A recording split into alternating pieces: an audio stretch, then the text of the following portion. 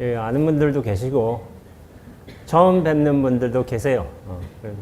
좀 멀리 인도에서 뵌 분도 계시고 그렇게 뭐 여러 인연법들이 이렇게 모인 것 같습니다.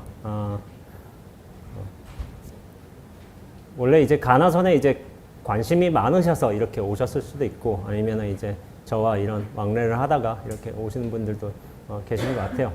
마음의 초점을 바꾸다. 선 그리고 간화선이죠. 첫 시간은 선에 관해서 얘기를 할 거예요. 선. 근데 이제 선 하면은 어떤 느낌이 드세요? 어떤 느낌이 드세요? 네. 수행해야 된다. 자, 거사님은 선 어떤 느낌이 드세요? 어렵죠? 예, 저도 그래요. 저 선 느낌이 전 되게 어려웠어요. 특히나 선사, 선문답 이런 거 하면은 무슨 말인지 모르잖아요. 그래서 약간 선문답을 생각하면 우리의 어떤 기존 이해나 사고 패턴을 굉장히 넘어서는 격식을 넘어서는 그런 느낌이 들어가지고 어렵다는 느낌이 많이 들어요. 그래서 선문답 특히나 저는 대학생 때 처음으로 이제 제가 종교학과를 전공했거든요. 종교학을 전공해가지고 이제 불교를 공부하다가 이제 교리 뭐 초기 불교 뭐 이쪽은 괜찮지만 대승 선 넘어와서 되게 어렵다는 걸 많이 느꼈어요. 저걸 알면은 되게 자유로워지는 것 같은데 나도 저거 알고서 빨리 알고서 저분들처럼 자유로워지고 싶다라는 생각을 많이 했던 것 같아요. 선 하면은 우리한테는 되게 어렵다는 느낌이 일단 있어요. 있는데 선문답 하나를 말씀드려보자면은 세종께서 부처님께서 이 세상에 나셔가지고 7발을 걸으시면서 뭐 천상천하 유아독존 이렇게 말씀하셨다는 걸 되게 유명한데 선에서 특히나 제가 어렵다고 느낀 부분들이 뭐냐면은 혹시 운문스님 들어보신 분 계세요? 운문스님이라고 굉장히 법을 쓰시는 게 좋게 말하자면 이제 살아할 자제 거침이 없으신 분이고 뭐 어떻게 보자면은 되게 너무 격식이 없으시다 그런 분으로 평가받을 분인데 운문스님이 이런 말씀을 하신 적이 있어요. 선에서 나온 파격적인 말인데 만일 내가 그 광경을 보았더라면 서가모니 부처님이 애기 부처로 태어나셔서 천상천하 유오독존이라는 말씀을 하신 걸 보았더라면은 서가모니 부처님을 한 방에 때려 죽이고 개에게 먹이를 주어 천하의 태평을 도모했을 것이다. 이런 말씀을 하셨어요. 그러니까 공안에 대한 평을 하신 거예요. 세상의 어느 종교가 자신 종교의 종조를 그렇게 때려 죽인다든지 개한테 먹이를 준다든지 이런 말을 할 수가 있겠어요. 절대로 다른 종교에서는 굉장히 불가능할 것 같아요. 제 생각에는. 그런데 여기에 대해서 낭야각이라는 이제 선사께서 하신 말씀도 되게 놀라워요. 운무는 깊은 마음으로 많은 나라의 부처님을 받더니 이는 곧 부처님의 은혜를 갚음이로다. 부처님을 천상천하 유아독존 하고서 이렇게 나오셨는데 때려 죽이고서 이제 개먹이를 둔다는 게 많은 나라의 부처님을 모신 것이고 또한 부처님의 은혜를 갚은 것이다라고 얘기를 하는 거예요. 이게 이해 안 돼요. 저게 어떻게 은혜를 갚은 일이야. 저게 뭐 무슨 이런 느낌을 되게 많이 받았어요. 저는 선문답을 많이 보면서 대학생 때. 그래서 나도 저희들처럼 좀 자유로워지고 싶다. 그런 느낌을 많이 받았던 것 같아요. 그래서 참 고민이 많았던 것 같아요. 선은 그렇게 우리가 기본적으로 가지고 있는 믿음과 가치관을 약간 종잡을 수 없이 약간 무너뜨리는 그런 기질이 있어요. 근데 반면에 우리는 이렇게 선을 어렵다고 느껴지는데 1950년대쯤 돼서 미국에 비트 세대가 생겨났어요. 이제 전쟁 시대, 전쟁에 또 반대도 하고 뭐 약간 물질적 풍요를 누리면서 정신적 자유를 추구하는 그런 세대를 났을 때는 선에 대해서 굉장히 신선한 어떤 사고처럼 느꼈던 거예요. 좀 자유분방함, 좀 예술적인 고요함, 맑음, 뭐 집중의 원천, 뭐 그런 식으로 느꼈어요. 그러면서 선을 어떤 새로운 패러다임처럼 우리 정신세계를 바꿀 수 있는 새로운 패러다임처럼 느껴져가지고 되게 단순하게 어떤 면에서는 되게 가볍게 다루기도 했어요. 그러니까 우리는 선하면 굉장히 무겁고 선문답하면 이해 안 가고 그렇지만은 서양인들은 선이 들어갔을 때 그것을 대중들이 받아들이는 방식은 어떻게 보면 굉장히 경쾌하고 또한 가벼웠으며 또 신선했어요. 이를테면 이게 동양에선 불가능할 거예요. 이런 책들이 나왔어요. 선과 윈드서핑 그리고 바보천치 선생활 가이드 그리고 선과 초콜릿 만들기의 기술 아니면 뭐 선과 설거지 기술 주방수납과 선 우리는 선하고 그걸 이해를 못 하잖아요. 근데 이 사람들은 선의 어떤 전통적인 수행 체계 방식으로서 그리고 어떤 깨달음의 깊이로서 그걸 선을 받아들인 것이 아니라 새로운 사고 방식 어떤 신선한 어떤 흐름 그 정도로 받아들였던 거예요. 그래서 서양인들은 이런 말도 한 거예요. 이를테면은 영어 표현인데 You look so zen today. 야, 너 오늘 젠스러운데? 이런 말도 한 거예요. 우리는 선스럽다는 말을 하지 못하거든요. 무겁게 받아들이기 때문에. 근데 야, 너 젠스러워 오늘. 야, 멋진데? 뭐 이런 식의 의미였던 거예요. 그래서 우리는 동양 문화권에서는 선을 굉장히 어렵게 받아들이고 있지만은 서양에서는 그렇지 않았던 면모들이 있어요. 예술가들이 좀 자유분방한 정신을 이제 따라하기 위해서 선의 어떤 격식들 같은 것도 배우기도 하고 그리고 선문답도 이렇게 좀 따라했던 측면도 있어요. 선문답 하나를 제가 한번 예시로 한번 드려볼게요. 종영록 5칙이 있어요. 종영록 5칙에 청원미가라는 공안이 있습니다. 이게 뭐냐면은 어떤 스님이 청원 스님에게 물었어요. 어떤 것이 불법의 대의입니까? 라고 물으니까 청원 스님이 뭐라고 대답하셨을까요? 여릉의 쌀값이 얼마나 되던고 라고 하셨어요. 불법의 불법의 대의를 물었던 거예요. 불법의 큰 뜻. 물었는데 여릉의 쌀값이 얼마야? 라고 하신 거예요. 그 뒤에 답은 없어요. 뭐 물었던 스님이 깨달았다 그런 말은 없어요. 안 통했어요. 안 통했는데 이게 선문답이잖아요. 말하자면 이거 이해 안 되잖아요. 혹시 알고 싶지 않으세요? 이 대답을 알겠다. 뭐 그럴 수도 있어요. 근데 이 대답을 알면은 자유로워진다. 그러면 알고 싶지 않겠어요? 되게. 이 대답이 뜰 앞에 잣나무든 뭐 간식거리든 뭐 대답은 여러 개가 될 수가 있는데 저는 이게 약간 개별마다 달라요. 이게 너무 알고 싶어야 돼. 그런데 이 대답이 중요한 게 아니라 이거를 자유롭게 대답할 수 있을 정도로 좀 자유로워지고 싶다는 것 저는 그런 느낌을 많이 받았던 것 같아요. 그래서 선수행을 대학교 3학년 때 시작했어요. 시작했는데 뭐 모르니까 간화선은 하지 못하고 화두선 하지 못하고 온마니만매음 하루에 3만 번 정도 하고 뭐 아니면 반야신경 하루에 200독 정도 하고 그러면 보통 6시간 걸려요. 그거 다 하는데. 그러니까 좀 저는 사활을 좀 걸었던 것 같아요. 대학생 때. 나 이거 끝까지 가야 되겠다. 이거 분명히 알면 자유로워지는데 모르겠지만은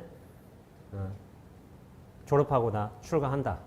그리고 수행한다. 그런 마음을 먹었던 것 같아요. 간화선이라는 거. 여러분들은 아마 간화선이라는 말도 또 많이 들어보셨을 거예요. 간화선이라는 건 사실 볼 간자에 말 화자, 대화 화자를 써가지고 간화를 하는 선이다. 이번에 제가 맡은 주제가 선과 간화선이에요. 조계종 우리 조계종은 제가 몸담고 있는 이제 대한불교 조계종은 선을 종지로 삼고 있어요. 다른 종류의 여러 수행법도 있겠지만은 이제 선을 기본 종지로 삼고 있는 종단이에요. 그래서 이제 선수행 가풍이 다른 종단에 비해서 무척이나 좀 뚜렷하죠. 그리고 수많은 선승들이 배출이 되었고 그분들께서 이제 종사로서 많은 학인들을 제접하고 계십니다. 간화라는 거는 뭐냐면은 본래의 화두를 간함으로써 본래의 성품 자리를 보는 선법을 뜻합니다. 본래 성품은 모두가 지니고 있는 자성입니다. 그리고 이거를 본래 면목이라고 하는 거죠. 근데 이 본래 성품은, 본래 면목은, 자성은 우리가 대상화해서 객관적으로 보는 것이 아니라 의심을 통해서 몰입해서 그렇게 들어가는 것이라고 보통 해석하고 있습니다.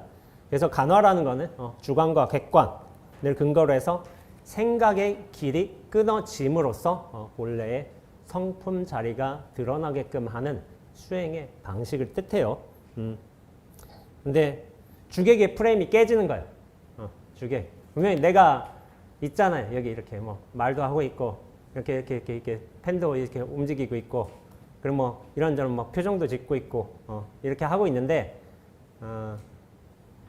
이런 내가 아니라 중심으로서 실체로서 있는 게 아니라 그런 주객의 프레임이 깨지면서 전체를 보는 시선을 안목을 획득하게 되는 과정이 그런 깨달음이 분명 간화선에서 있습니다. 그래서 이거를 언어 도단, 즉 언어의 길이 끊어지고 또한 이제 심행처멸, 마음의 자칫 또한 끊어질 적에 그 의심이 끝간대로 꽉 차 있다가 한 번에 탁 터지면서 본래의 성품을 보는 깨달음 과정을 겪게 되는 그런 과정을 치르게 돼 있어요. 그런 과정에서 우리가 이제 화두 참고를 하게 돼요. 여러분들 아시는 가장 유명한 화두들이 있다면 조주무자가 있어요. 구자무불성이라고 계에게는 불성이 없다라고 이제 조주 스님께서 말씀하셨는데 본래 일체 중생에게는 다 시류불성이라고 했는데 왜 계에게만 불성이 없다고 조주 스님께서 말씀하셨을까 해가지고 그거를 계속 참고하면서 의심에 들어가면서 하는 수행법을 이제 그 화두 중에 하나가 조주무자예요. 그 다음에 뭐 운문의 간시걸이라는 또 화두가 있습니다. 무엇이 부처입니까? 라고 어떤 스님이 물었는데 거기에 대해서 간시걸 뭔지 아세요?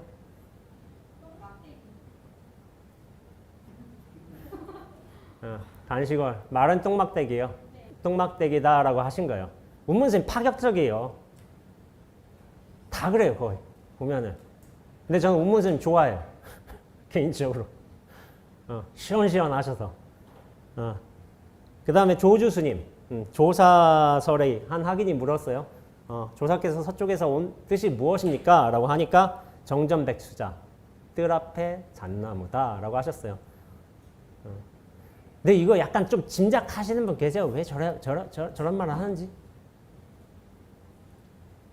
생각의 길을 끊으려고 그거는 과정 중에 나타나는 수행 과정에 나타나는 방식 중에 하나예요. 그러나 왜 저렇게 했는지는 왜 저렇게 대답을 했는지 그런 몰입으로 들어가게 하시기 위해서 일부러 그런 말을 하셨는데 그거는 제가 볼 때는 반의 반도 본 거는 아닌 것 같아요. 곧장 말씀하신 거예요. 곧장 들으라고. 곧장 들으면 돼요. 근데 우리는 곧장 못 들어요. 자꾸 생각으로 따지려고 해요. 앞에 여릉의 쌀값이 얼마 정도? 이거 했잖아요. 준비만 되면은 곧장 들어요. 여릉의 쌀값이 얼마 정도? 근데 이제 생각으로 헤아리면 틀려버렸어요. 여릉이 어떤 지역이며 쌀값은 뭐 시절에 따라 변하고 이렇게 해서 뭐 부처님이 무엇이냐 할 적에 뭐 부처는 그렇게 무상한 것이고 뭐 시절 인연 따라 다른 걸 이렇게 해석하면 싹 다 틀려버린 거예요. 간시걸도 똑같아요. 말은 똥막대기다. 곧장 들으면 돼요. 정전백수자도 똑같고. 근데 곧장 못 들어요. 왜냐면 생각이 많아서. 이 생각의 체계로 습성으로 빨려 들어가게 돼 있어요. 사람들은. 그러나 우리 이제 조사 스님들께서는 부처의 조사설의의 본래 모습을 그 자리에서 곧장 드러내 보이셨다라고 말씀할 수 있어요. 그런데 듣는 사람이 준비가 됐다 하면 곧장 들어요. 무문관 공안 중에 이게 있어요. 조주세발이라고. 제가 이 총림에 들어온 지 얼마 되지 않았는데 스님께서 한마디 일러주십시오 하니까 조주 스님이 야, 너 아침밥 먹었냐? 하니까 예, 먹었습니다. 하니까 야, 그럼 바로 씻어. 그 뒤에 뭐가 나오냐면은 이 스님이 깨달았다. 이거 했어요. 아침밥 먹었으니까 나중에 질문할 때는 이미 바로로 다 씻은 상태이기 때문에 이미 씻은 거를 씻으라고 말한 거니까 이건 부차는 거 수행이 필요 없는 것이고 원래 그렇게 깨끗한 거 이런 생각해버리면 틀려버린 거예요. 그게 아니에요. 바로 씻어. 곧장 들었어요. 곧장 들었기 때문에 본래의 면목과 바로 개합할 수 있었던 겁니다. 제가 답을 먼저 드리고 들어갑니다. 답을 먼저 드리고 들어가지만은 답을 먼저 드려도 돼요. 왜냐면은 이해 안 되니까 어차피. 이게 깝깝해야 돼요. 개인적으로. 내가 깝깝해야 돼요. 이게. 분명히 말했는데 왜 나는 못 알아듣고 저 스님은 왜 깨닫고 왜 나는 못 깨닫지? 이게 깝깝해져야만 어떻게 보면 그래야만 수행할 수 있어요. 알고 말고가 중요한 게 아닌 거예요. 깝깝한 그 마음을 어떻게 보면 수행하는 겁니다. 선문답에는 여러 선문답이 있죠. 그런데 선문답의 기원이라고 할 수 있는 문답이 있어요. 그게 뭘까요? 이게 최초의 선문답이다. 물론 이제 이건 여러 가지로 확정 지을 수는 없는데 세존께서 꽃을 드니까 마하거섭이 그 모습을 보고 웃었다. 이게 첫 선문답인 것 같아요. 제 생각에는. 부처님이 마하가섭에게 세 자리에서 세 번에 걸쳐서 마음의 법을 전했다는 이제 기록이 있어요. 그게 삼처전심이라고 합니다. 그 첫 번째가 이제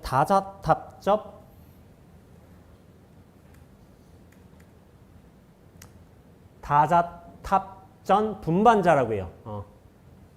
그리고 두 번째 전하신 게 영산회상 거염화. 영산회상에서 염화, 염꽃을 꽃을 들어 올리셨다는 거예요. 그리고 세 번째가 사라상수 곽시쌍부라는 게 있어요. 첫 번째를 설명하자면 다자탑은 이제 인도 이제 중인도 이제 비사리성 북서쪽에 있다고 하는데 이때 스님들께서 이제 막 모이셨어요. 세존께서 설법을 하신다니까. 그런데 나중에 이제 누더기를 입은 이제 마하가섭이 오니까 좀 제자들이 좀 약간 무시를 했나 봐. 늙은이에다가 저 누더기 입고 하니까. 근데 세존께서 이제 법을 설하지 않으신 거야. 가만히 있었는데 왜 가만히 계시지 했는데 마하가섭이 세존 법자에 올라와가지고 좌복이 있을 거 아니에요. 좌복이 있다면은 그 옆자리에 앉은 거예요. 그러니까 뭐지? 근데 세존께서 거기에 대해서 아무 말씀도 하지 않으셨어요. 이게 처음으로 마음을 전했다라는 소식인 거고, 두 번째는 이제 왕사성 이제 북동쪽의 영취산에서 이제 계셨을 텐데 이때 하늘에서 꽃비가 내렸다고요. 꽃비가 내리니까 세존께서 그 꽃 중에 하나를 딱 들어 올리신 거예요.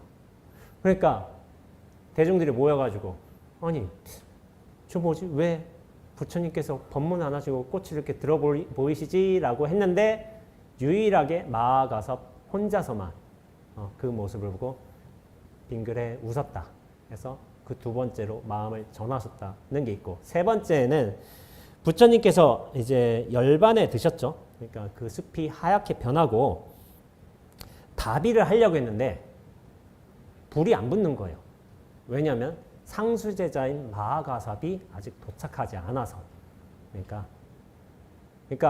상수제자 마하가섭이 그 먼 곳에 있다가 나중에 부처님이 열반하셨다는 소식을 듣고서 다시 오셨어요. 그러니까 관을 이렇게 세 바퀴 도신 거예요. 그러면서 부처님 모셔진 관을 향해 이제 이렇게 경배하자 부처님 관 밖으로 맨발이 툭 튀어나왔다는 게 있어요. 이 세 번의 경우를 통해서 부처님이 마하가섭한테 이제 마음의 법, 전했다는 3차 전신. 이것이 저는 이제 선문답의 시초로 생각하고 있습니다. 그 다음에 무수한 선문답이 나왔어요. 특히나 이제 선문답이 많이 양성된 것은 아무래도 중국에 와서 조사선 시대, 보리달마, 해가, 에서부터 육조, 해능, 남학회양 수많은 선사들이 나오면서 수많은 선문답이 나왔죠. 그러나 저는 이것을 첫 선문답이라고 보고 있고요. 거기에서 무문관 육칙이기도 해요. 이 세존여마라는 공안이 거기에서 이런 말이 나와요. 세존께서 나에게 정법안자, 열반묘심, 실상무상, 미묘법문을 문자로 세우지 않고 가르침 말씀 밖에서 따로 전하여 마아가섭에게 부족하노라라는 말이 있어요. 이제 정법안장이라는 거는 뭐냐면은 선의 종지, 불법의 진수를 뜻하고 멸반, 묘심이라는 거는 정멸의 미묘한 마음이라는 걸 뜻하고 실상무상, 실상은 상이 없다라는 것을 뜻하고요. 그리고 또 미묘법문이라는 거는 불가사의하여 미묘하게 나타난 법문이라는 것을 뜻하고 그 다음에가 중요해요. 가르침 말씀 밖에서 따로 전한다. 이게 뭐냐면은 유명한 말이에요. 불림문자. 문자를 세우지 않고 문자를 세우지 않고가 불림문자이고 가르침이 말씀 밖에서 따로 전한다. 이게 교회 별전이에요. 불림문자 교회 별전. 여러분 많이 들어보셨을 거예요. 근데 가르침 밖에서 따로 전했다는 거예요. 분명히 뭐 무상은 이런 것이고 삼법인은 이런 것이고 팔정도는 이러한 것이고 십이연기는 이러한 것이고 이런 이론적인 설명들이 있잖아요. 설명들이 있는데 그것 말고 따로 마음의 법을 전하셨다는 거예요. 이게 선의 가르침이기도 합니다. 그런데 제가 앞서서 이제 조계종이라는 종단이 선종단이라겠죠. 선을 중심으로 하는 종단인데 이거는 종원종법에 나와 있어요. 종원 1장 1조는 뭐 대한불교 조계종이라고 칭한다. 본종은. 이렇게 하지만은 1장 2조가 중요해요. 본종은 서가 세존의 자각각타, 각행원만한 근본 교리를 봉치하여 직지인심, 견성성불, 전법, 도생함을 종지로 한다라고 했는데 자각각타란 게 뭐냐면은 자, 일단 스스로 깨닫고 각타, 남을 깨닫게 해준다는 거예요. 그 다음에 각행원만이라는 거는 깨달음과 그 이에 깨달음 이후에 어떤 삶의 모습, 행이 원만한 근본 교리를 봉체, 이걸 떠받들어서 직진심, 견성성불, 전법, 도생. 이게 선의 종지를 가르치는 말이에요. 직진심, 곧장 사람의 마음을 가르치고 견성, 성품을 보게 하여 성불하게 하고 그 다음 이제 이 선법을 펴는 거죠. 전법 도생이라고 하는 거는 법을 펴서 중생들을 제도한다라는 거를 기본 종지로 삼고 있어요.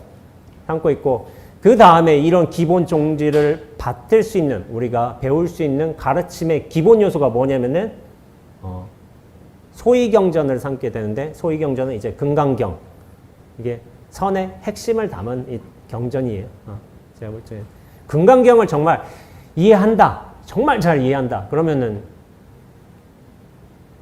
선도 알고 초기불교도 다 안다고 저는 생각을 해요.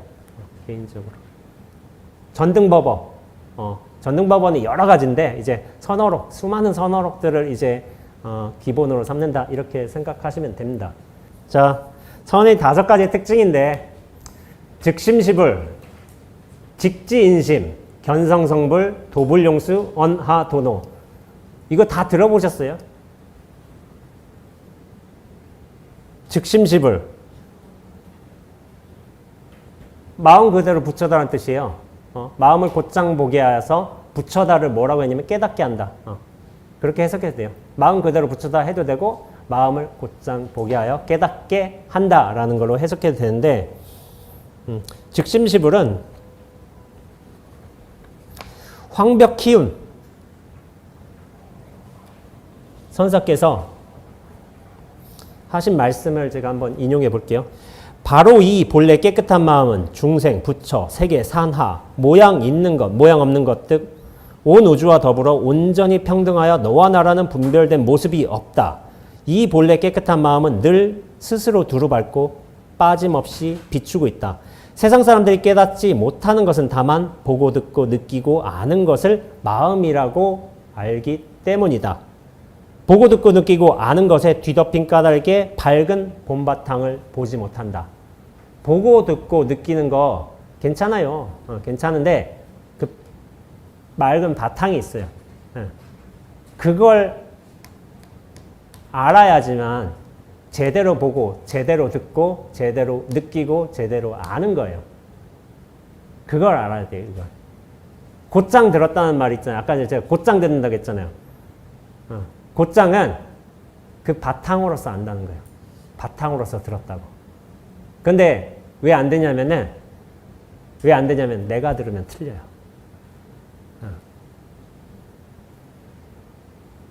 곧장 듣는 거는 그 바탕이 이런 식으로 표현해요. 저는 이런 식으로. 나라는 인연을 통해서 듣는 것 뿐이에요. 내가 인연이에요. 인연. 근데 이걸 좀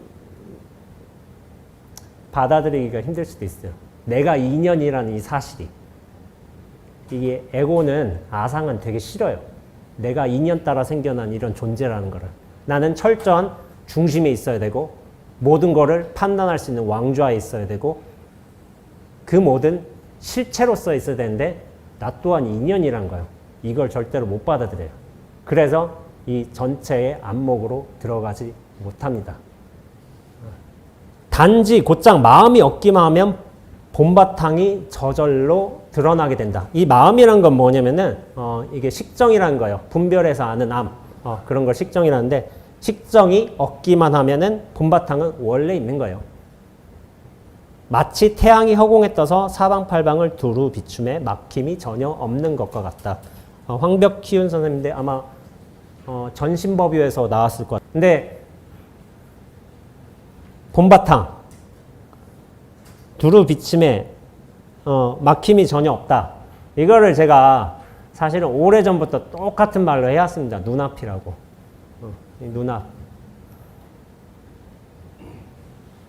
소리 이거 눈앞에서 나오고 있잖아요. 지금. 원재 보잖아요. 원재라는 사람을. 어디서 보냐. 눈앞에서 봐요. 요것도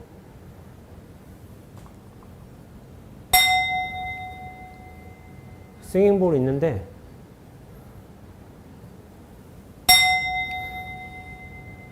이 소리는 손이라는 인연, 싱잉볼이라는 인연, 부딪힘이라는 인연에 의해서 생겨났다가 사라지지만은 이 원래 본바탕인 눈앞은 원래 있어요. 원래 비워져 있기에 인연에 따라 이런 소리는 오가요. 지금도 눈앞은 있고요. 칠 때도 눈앞은 여전히 있어요. 근데 나라는 인연도 이게 놀라운 건데 나라는 인연도 눈앞에서 이렇게 드러난 것 뿐이에요. 인연 따라서. 이런 비유 해드릴게요. 제가 이런 거 자주 하는데 여러분들 아침에 일어나셨을 거 아니에요. 일어나셨잖아요. 일어나셔서 뭐 아침 밥도 드시고 이렇게 하고 뭐 오늘 이제 강연을 들으시러 여기 성북구에 홍천사까지 오셨잖아요. 아침에 밥 먹을 때는 분명히 어디 뭐 집에 있겠고 테이블이 있겠고 음식도 있겠고 그래요. 거기서 온갖 뭐 먹는 인연도 있겠고 다 벌어지고서 여기서 여기 홍천사까지 오셨고 오는 길에 좀 덥잖아요. 더우니까 좀 땀도 나기도 하고 이런 일들 다 벌어지고 있어요. 그러면서 지금 원재라는 스님이 앞에서 말을 하고 있는데 그 이야기를 듣고 있어요. 소리로 듣기도 하고 저 뭔 소리 하는 거 하고서 생각을 인연으로서 의심해 보기도 해요. 근데 이 인연법들이 모든 상황에서 다양한 방식으로 펼쳐지고 있지만 변하지 않는 이 하나의 사실이 뭐냐면 이 눈앞을 벗어난 적이 없어요. 한 번도. 눈앞에서 여러분들이 일어났고 눈앞에서 버스 타고 지하철 타고 들어왔고 인연에 맞게끔. 그래서 눈앞에서 지금 이 소리를 듣고 있는 거예요. 눈앞은 바뀌지 않아요. 절대로. 다만 인연만 바뀔 뿐이에요. 이 눈앞을 봐야지만 제대로 보는 거예요. 근데 이 눈앞은 볼 수가 없어요.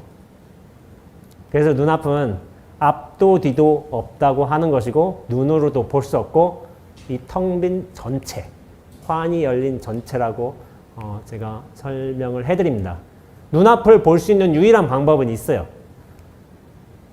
그게 뭘까요? 스스로 눈앞이 되는 수밖에 없습니다.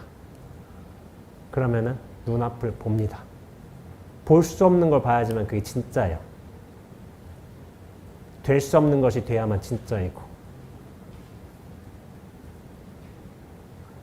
그래서 본래 성불이라고 하는 거예요. 원래 그래요, 원래. 근데 나라는 실체로 이렇게 빠져들어와서 무언가를 선택하려고 하고 그거를 대상화하고 요거를 열망하고 그걸 싫어하고 우리는 모든 걸 대상화해요.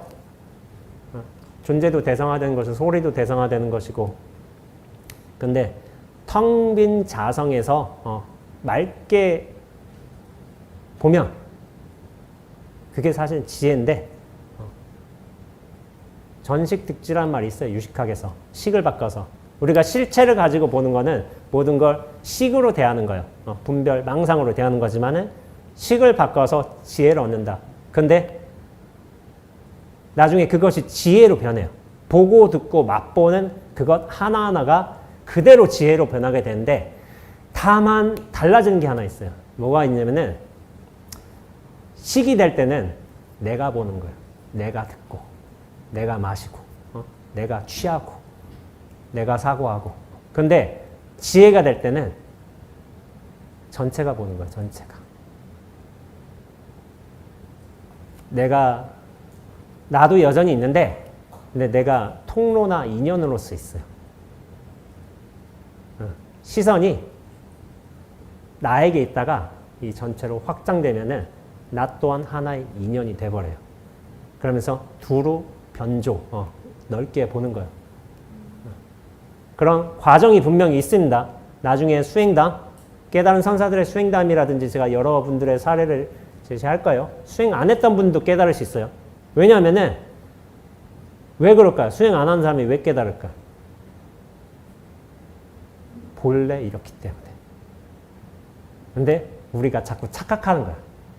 나란 존재가 실제로 있는 것처럼. 이것이 중심인 것처럼.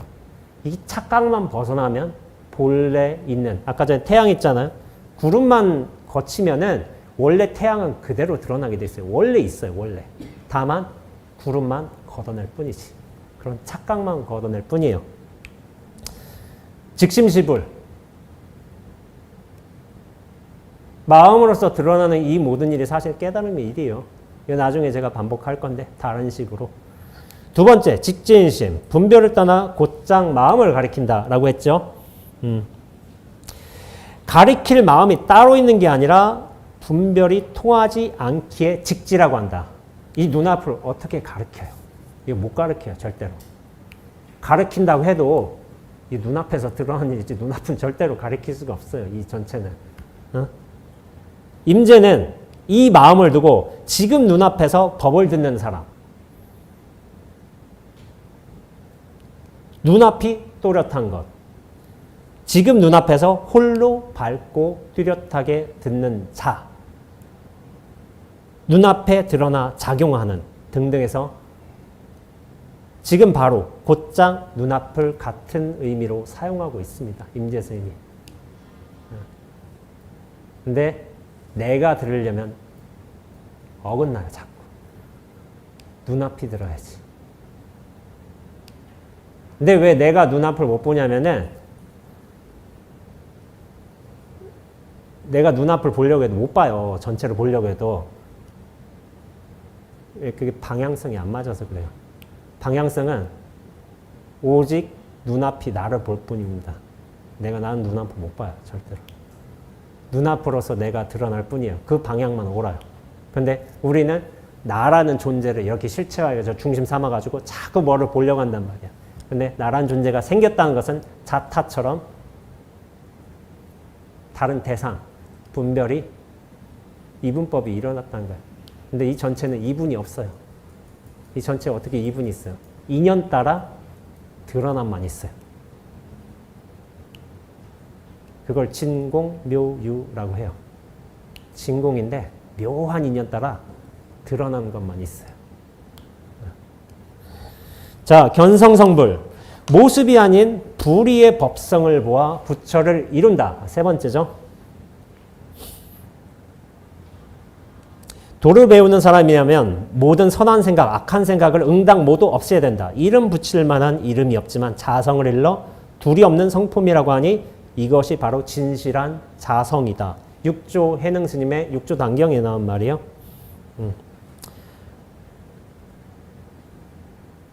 자성에는 본래 얻을 수 있는 하나의 법도 없다. 만약 얻는 것이 있어서 망령되게 회복을 말한다면 이것이 바로 번뇌어 잘못된 견해이다. 그러므로 이 법문에서는 무념을 세워서 으뜸으로 삼는다. 육조 해능의 말씀이세요. 임재의원 스님 말씀 드릴게요. 내가 보기엔 부처도 없고 중생도 없으며 옛날도 없고 지금도 없어서 깨치면 그만일 뿐 오랜 세월을 거치지 않는다. 이게 생각해 보세요. 이 눈앞은 원래 있잖아요. 이게 뭐 닦아서 들어가겠어요. 정말 진지하게 고민하셔야 된다니까요. 닦을 것도 없고 깨칠 것도 없으며 얻을 것도 없고 잃을 것도 없다. 이거 어떻게 얻어요, 눈앞을? 이걸 어떻게 잃어버려? 이걸 어떻게 닦아? 어떻게 깨쳐요? 내가 있으면 내가 닦고 깨치고 얻을 거 잃은 게 있지만은 이 전체에선 얻을 거 얻고 잃고 깨치고 할 게 없어요. 그래서 불생불멸, 불구부정, 부중불감이라고 하는 거야. 이 지혜는 처음부터. 설사 이보다 나은 법이 있다고 해도 그것은 꿈 같고 도깨비 같고 헛개비 같은 것이라고 나는 말한다. 이것이 내가 말하는 전부다. 임재 스님이 단칼을 지어버려요. 특징이 그래요. 되게 호기로워요. 그래서 우리가 임재중 양기파라는 이제 그 법맥을 따른다고 하거든요. 조계종이 그 선맥을 그렇게 따른다고. 되게 혹해요. 그러니까 좋아요. 좋아하는데 전 개인적으로 조주 스님을 더 좋아해요. 조주 스님. 개인적인 가풍으로는 저는 조주 스님이 그냥 새치어로 이제 사람을 그냥 들었다 놨다 해요. 그냥 뭐 할도 안 하고 방도 안 하고 뭐 특별하게 안 해요. 그래서 야, 차 마셔라 뭐 이런 거 해가지고 그냥 다 날려버려요. 그러니까 이게 보통 내공이 아니신 거예요. 그 보름이라기보다는 그 다지는 과정이 엄청 기셨어요. 그래서 그게 가능하다고 생각하는데, 자, 네 번째 도불용수입니다. 도는 닦을 수 있는 것이 아니다 라고 하는 거예요. 자, 이 눈앞 어떻게 닦아요? 이 전체를 어떻게 닦아요? 나는 닦을 수 있어요. 그러나 이 눈앞은 절대로 닦아서 얻는 게 아니에요. 이거를 도본무수라고 하기도 해요. 도는 본래 닦는 게 아니다 라고 하기도 하는데, 마조 스님이요. 도는 닦을 수 있는 것이 아니다. 다만 오염만 시키지 마라. 어떤 것이 오염시키는 것인가? 분별심으로 조작하고 추구하는 것들이 모두 오염시키는 것이다. 이 오염은 나만 시킬 수 있어요. 나란 존재만. 나만 오염시켜요. 이 도 자체는 뭐를 오염 안 시켜요. 그러나 내가 분별, 취사, 판단하게 되면 그것들은 오염되는 거예요. 그러니까 중심이 바뀌어야 된다는 거예요. 언하도노, 선지식의 말을 듣고 문득 깨친다. 이게 조사의 가풍이에요. 한마디 듣고 탁 깨치는 사례가 수많은 조사어록에 있어요. 그러나 안심일 거는 제 생각은 그래요. 1000명 중에 1명 깨쳤어요. 깨친 사람의 사례가 나올까요? 못 깨친 사람의 사례가 나올까요? 깨친 사람의 사례가 나오겠죠. 그럼 그거 해가지고 깨친 사람은 그렇게 무수히 많을까요? 몇 사람 무수히 시도를 했는데 그렇게 안 될까요? 이게 사법고시하고 비슷한 것 같아요. 사법고시에서 나는 이렇게 해서 사법고시를 합격했다 하는 책은 나올 수 있지만 나는 이렇게 해서 사법고시 못 합격했다 이 책은 안 나와요 절대로. 물론 예전에 사법고시가 더 어려웠지만은 뭐 극소수 사람들만 이제 합격했겠지만은 근데 못 깨친 사람도 사실은 그 단련 과정 거쳤어요. 거치면서 통하지 않고 하다가 어떤 문득 인연으로서 이렇게 깨치는 경우가 많았어요. 남학효양 선사도 그랬어요. 한 물건에 걸려가지고 야 무슨 물건이 이렇게 오는 거라고 하니까 거기에 답을 못했어요. 육조 스님이 물었지만은 8년 동안 죽어라 참고하셨어요. 그거. 그러다 나중에 돌아와서 무슨 물건이 이렇게 오는 거 육조 스님이 남학해양 선사한테만 그랬겠어요? 수많은 납자들한테 똑같은 질문을 한 거예요. 무슨 물건이 이렇게 오는 거? 라고 했는데 아무도 대답을 못했는데 나중에 8년 참고를 끝낸 다음에 남학해양 스님이 오셔가지고 설사 한 물건이라고 해도 옳지 않습니다라는 말을 한 거예요. 그거 한 사람에만 한 게 아니에요. 수백 수천한테 했어요. 그러나 통한 사람은 남학해양 스님. 근데 남학해양 스님도 처음부터 안 통했어요. 본인이 참고를 해가지고 그렇게 하신 거예요. 간화 수행의 과정을 가도록 하겠습니다. 이게 간화선이란 게 의심을 기반으로 해서 수행을 한다. 이거 들어보신 적 있으시죠? 의심을 해야 된다. 왜 저런 거 해가지고 저 의심이 쌓여가지고 뭐 의정이 되고 의단이 되고 뭐 이런 말이 있을 거예요. 그거를 이제 구체적으로 설명해 드리자면은 관화수행은 이제 화두를 대상으로 해요. 아까 전에 얘기했던 것처럼 뭐 계획에도 불성이 있습니까? 없다라는 이런 화두. 뭐 종문의 제1공원 이제 조주무자가 되는 것이고 뭐 이 밖에 여러 가지 여릉의 쌀값이 얼마더냐 뭐 해가지고 그 있겠고 뭐 간시골도 있겠고 아니면은 정전 백수자. 도대체 왜 저런 말씀을 하셨을까? 왜 간시골이라고 하셨을까? 이 의심을 키워가는 거예요. 그러니까 화두라는 건 뭐냐면은 기본적으로 말화자예요. 말화자. 이야기. 그런 이야기라는 거예요.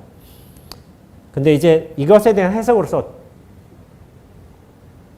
두자는 이제 전미사로서 보통 아무 뜻이 없다. 그냥 이야기다. 화두가 이야기다라고 해석하는 게 있고 이 화두를 통해서 사유와 분별이 통로를 막는 선사들의 독특한 언어, 이야기를 화두라고 해요. 그러니까 여기서 생각이 끊겨버린 거예요. 왜 저런 소리 하는 거죠? 왜 여릉에 쌀까? 왜 간시골? 마른 똥막대기. 그걸 의심하는 거예요.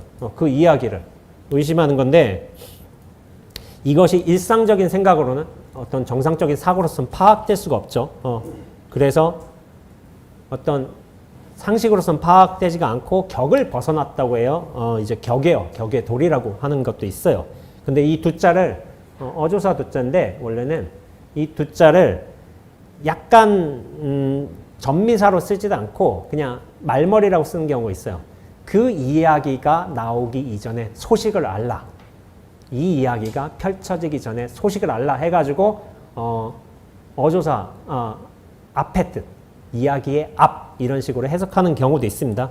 이 화두에 대해서 의심을 하는 게 결국 간화의 수행법이에요. 수행법인데 처음에는 이 의심이 잘 안 돼요. 안 되다가 의심이 이렇게 계속 가다 보면 이게 슬슬 이어져요. 슬슬 이어지면서 그게 의정이 된다고 해요. 그러니까 끊어지지 않고 이어지는 상태, 의심이 순일해지는 상태를 그걸 의정이라고 하고 의정이 나홍해근 선사가 이런 말이에요. 호련히 밀어붙여 공부해 가면 화두를 들려고 하지 않아도 저절로 들리고 의정을 일으켜 의심하지 않아도 저절로 의심이 일어나는 경지에 이르게 된다. 여기에 이르면 생각이 미치지 못하고 의식도 움직이지 않게 되어 모든 맛이 사라진다. 모든 맛이 사라지는 건 몰점이라고 하는데 맛이 사라진다는 거예요. 그냥 평탄하다는 거예요. 그리고 별 느낌이 없다는 거예요. 근데 의심은 계속 이어지고 있어요. 느낌은 뭐냐면은 나란 존재가 있으면은 여러 취사하는 과정도 있고 좋고 나쁘고 한 게 생각기 때문에 그런 뭐 기복이 있지만은 의심이 제대로 들어가면은 맛없는 맛으로 들어가게 돼 있어요. 그러다가 이 의심이 더 커지는 거예요. 커져서 그게 의단을 형성하게 됩니다. 이게 호단자라고 하나? 덩어리단자 뭐 이렇게 될 거예요. 의심 덩어리가 돼요. 그게 커져요. 맨 처음에 끊긴단 말이에요. 끊긴데 그게 서서 이어지면 그 이어지는 게 점점 더 커져가지고 의단을 이루게 된다고 합니다. 그래서 의단 동로라는 게 뭐냐면은 의심 하나만 탁 드러나는 거예요. 다른 생각이 있긴 있어요. 그런데 의단 앞에서 힘을 못 써요. 그 다음에 타성일편, 의심 덩어리가 불덩어리가 되어 다른 것들이 끼어들 틈이 없는 상태. 로 하게 되는데 이걸 비유해서 마치 쥐가 쇳불 속으로 들어간 것 같다. 이게 쇳불 속으로 들어가서 더 이상 나오지 못한 거예요. 그거 하나만 딱 막혀가지고. 그런 경우도 있고 어떤 식으로 또 표현하기도 하냐면은 뭐 무쇠로 된 집이 있단 말이에요. 막 용광로처럼 무쇠로 된 집이 있어요. 근데 그게 활활 타오르는 거예요. 한 모습으로. 그래서 생각이 없지는 않아요. 없지는 않은데 그 생각이 어떤 비유로 되냐면 그 무쇠로 된 커다란 뭐 집에 빗방울이 떨어지면 그게 뭐 영향이 있겠어요? 슥 하고 바로 사라지지. 그 의심이 너무 커가지고 생각이 붙을 여지가 없는 거예요. 저희 노장님 같은 경우에 저희 노장님이 이제 도림 법자 전자 스님이신데 예전에 이런 말씀을 하신 거예요. 대승사 묘저감에서 정진하신 적이 있어요. 이제 거기가 이제 워낙 지기가 세가지고 스님들이 버티기가 어렵나 봐요. 근데 거기서 나 일대사를 해결하시겠다 하시면서 정진에 들어가셨어요. 근데 이제 뭐 나무는 해야 돼요.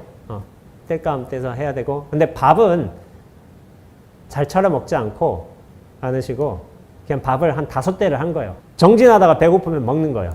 근데 찬밥 이제 안 굽게 또 안 하게 막 공중에 좀 뭐 달아놓기도 하고 뭐 그렇게 하셨나 봐요. 그래서 김치 그냥 찢어가지고 이렇게 먹고 그렇게 하셨대요. 정진만 하려고. 쌀 한 가마니 들고 하셔가지고 나 이거 먹을 때까지 견성 못하면 그냥 죽어버리겠다 하시고서 그렇게 들어가신 거예요. 묘저감에. 근데 이제 이런 말씀을 종종 하셨어요. 당신 정진 한참 하실 때 그때 이제 그 윤피람이라는 이제 암자가 있어요. 그 묘저감 아래쪽에. 그 비구니 스님들이 뭐 이제 먹을 것을 해서 오신 거예요. 그때 이제 순두부를 해 오셨나 봐요. 그때 한번 초겨울 무렵이셨나 봐요. 이제 차관이라고 해서 주전자 이제 순두부 갖고 이제 스님 혼자 정진하시니까 드시라고 이제 하는데 한 숟갈 드셨어요.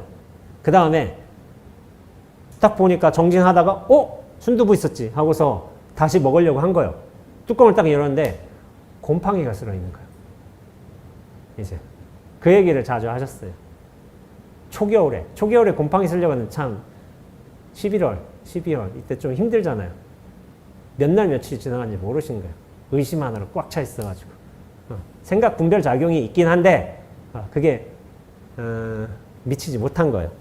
그런 식으로 정진을 하셨다고 해요. 그러다가 그 다음에 뭐가 있냐면 은산철벽. 사유의 모든 출로가 차단된다. 은산철벽. 앞으로 딱 은으로 만든 두께를 알 수 없는 철벽이 견고하여 단단하여 철벽이 앞에 있는 것처럼 무언가를 단단하게 뚫고 나가기가 힘든 어려운 경계라는 표현이 있어요. 근데 이걸 잘못 해석하면은 실제로 눈앞에 은산이 나타나야 되는 줄 알고 있어요. 비유예요, 비유.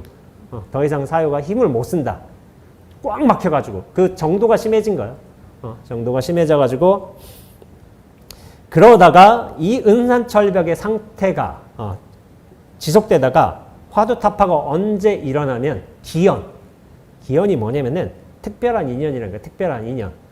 특별한 인연이 만나서 은산철벽이 무너지고 모든 것이 환하게 드러나는 깨침의 경지에 이른다 하게 돼 있어요.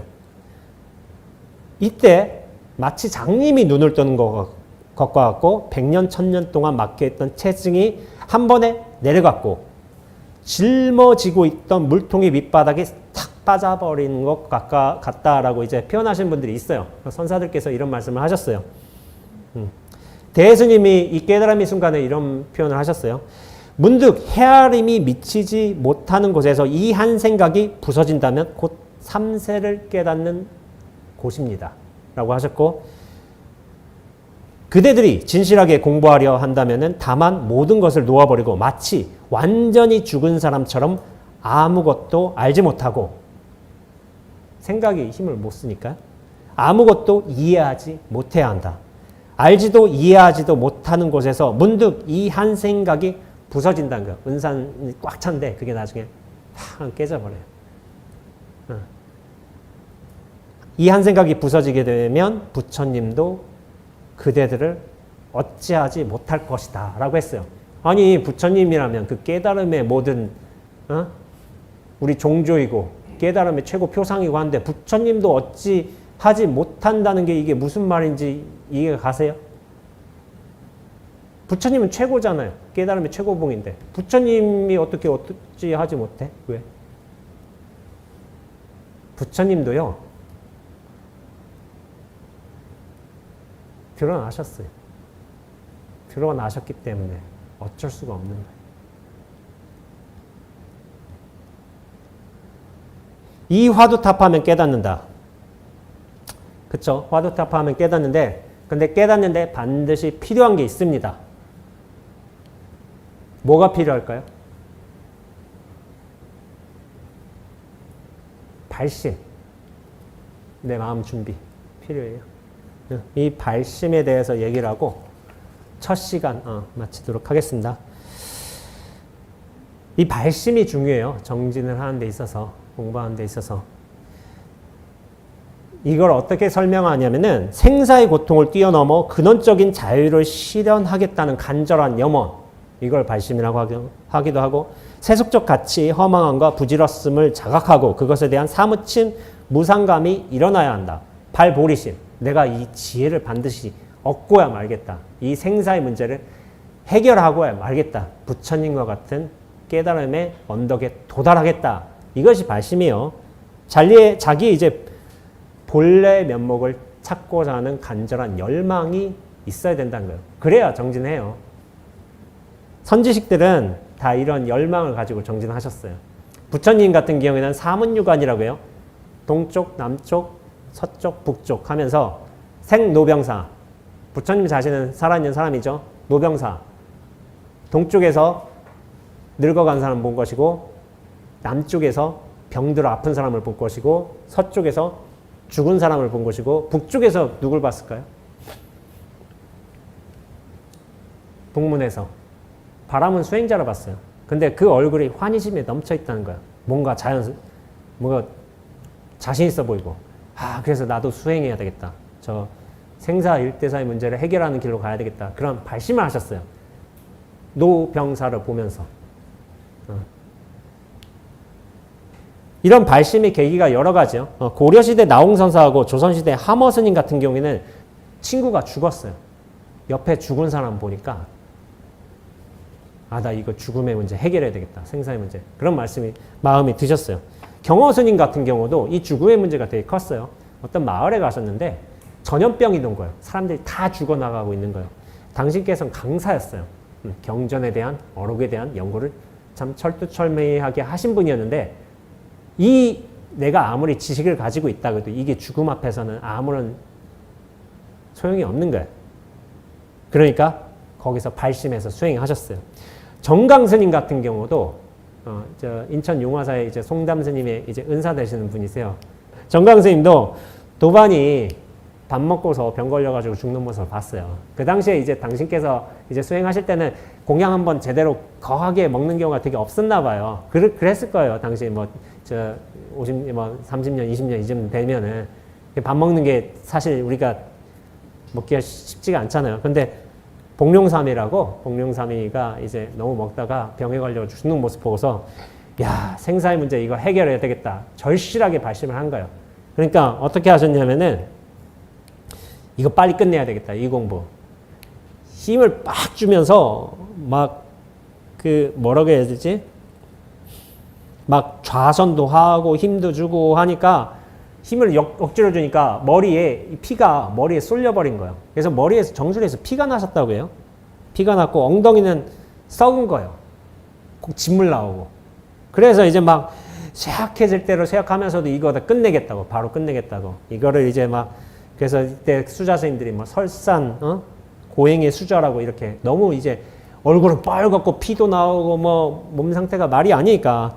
근데 이제 이걸 속효심이라고 하는데 빨리 이 공부 끝내겠다고 단기간에 이렇게 하다 보니까 약간 부작용이 난 거예요. 부작용이 나서. 근데 이제 공부 단기간에 끝내겠다. 이거를 이제 이건 좀 조심해야 돼요. 간절한 마음을 내는 것도 좋지만은 내가 이거 빨리 끝내야 되겠다. 그러면 부작용이 많이 나요. 근데 저는 정강스님은 좀 근기가 좋으셔서 인연이 좋으셔서 이렇게 깨달음의 길로 가셨다고 생각하지만은 일반 사람들이 그렇게 따라 하다 보면은 부작용 많이 생깁니다. 균형점을 잘 잡으면서 그 간절한 마음을 놓지 않는 게 중요한 거지. 빨리 끝낸다 이게 중요한 게 아닌 거예요. 제가 볼 때는. 탈나요. 머리에서 피나면 어떻게 될까요? 정강스님은 운 좋게 살아나셨지만은 죽을 수도 있어요. 잘 조절해 가면서 하셔야 될 것 같아요. 저 같은 경우도 이거 하나만 말씀드릴게요. 상대방 누가 죽는다는 게 굉장히 큰 자기 발심의 계기가 돼요. 옆에서 누가 죽는 모습을 보면은. 저 군대 때 있었어요. 군대 때 훈련하잖아요. 훈련하는데 훈련 장소에서 제가 이렇게 하다가 저 일소대 저쪽으로 옮기래요. 옮겼어요. 15분 뒤에 무슨 일이 있었냐면은 교량을 싣고 다니는 전차가 있었어요. 저희 부대. 저희가 공병이어가지고. 교량을 싣고 다니는 전차가 제일 커요. 이 전차가 엄청 교량 다리를 싣고 다니니까 전차 중에 제일 크고 무섭고 위협적이에요. 근데 이 전차가 브레이크가 고장 나가지고 3소대에 있는 우리 미군 전우들을 쓸어버린 거예요. 근데 2명이 거기 깔렸어요. 깔려서 3소대 하사가 거기서 푸에르토리코에서 온 이제 이등병 하나가 곧장 바로 죽었어요. 전차에 깔려가지고. 그리고 3소대 하사가 다리에 이렇게 지나갔는데 다리 살점이 다 떨어졌다고 하대요. 그래서 원투원이라고 해서 용산에 병원이 있어요. 거기 응급 헬기를 타고 하다가 출혈로 쇼크로 죽었어요. 그러니까 저는 이게 좀 충격이었어요. 15분의 차이였어요. 15분의 차이. 내가 저기 있었다면 난 죽었다. 그런데 나는 살아있는 거예요. 에드워드라는 이제 그 캠프에서 이제 그 장례식을 한 거예요. 장례식을 하는데 예총이라고 해요. 이렇게 뭐 에드워드가 아니라 뭐 존슨 상사를 뭐 압니까 하고서 다 모르고 뭐 압니까 하고서 하니까 압니다 하고 부대원이 다 일어서요. 죽은 사람 압니다. 그때 예총을 탁 쓰는 거예요. 근데 이제 그 예총을 쓰는 순간에도 전 무슨 생각을 했냐면은 나 거기 있으면 죽었겠지? 죽었겠지? 이 죽음의 명상을 되게 자주 했어요. 그래서 상상을 계속한 거예요. 다리에 살점 떨어져 가고 괴성 지르고 그러면서 죽어가는 상상을 약간 병적으로 했는데 조금 잘 맞아떨어졌던 것 같기도 해요. 이 죽음 상상을 계속하니까 어떤 일이 벌어졌냐면은 맨 처음엔 좀 두려워요. 괴롭기도 하고. 근데 점차로 삶이 가벼워져요. 그게 있어요. 죽음 명상 좋은 거예요. 자기 몸에 대한, 자기 존재에 대한 집착을 떨궈내는 방법 중에 하나가 죽음 명상입니다. 죽음에 대해서 명상하는 거. 저 오늘 여기 오기 위해서 김천 구미역까지 차 타고 왔거든요. 차 타고 오면서 무슨 상상한 줄 아세요? 차 사고로 죽는 상상이에요. 근데 좋아요. 삶이 가벼워져요. 지금 이 순간만 살아요. 뭐 이걸 오늘만 산다 하기도 하고. 죽으면 뭐 어때? 이거 뭐 취소되는 거지. 누가 하든지 하겠지 뭐. 스님들 좋은 스님들 많아요. 나 없어도 세상은 잘 돌아가요. 죽으면 죽는 거지. 근데 그럼 죽음에 매몰돼서 아무것도 안 하냐? 저 되게 열심히 살아요. 순간순간 살면 열심히 살아요. 그런 게 있습니다. 죽음 명상 좋은 거예요. 너무 과도한 상상만 하지 않으면 이 순간 죽어버린다 생각하면 그것도 나에 대한 실체화에서 벗어나면서 눈앞에 전체로 확장될 수 있는 계기를 만들어 주기도 합니다. 첫 시간 이렇게 정리하죠.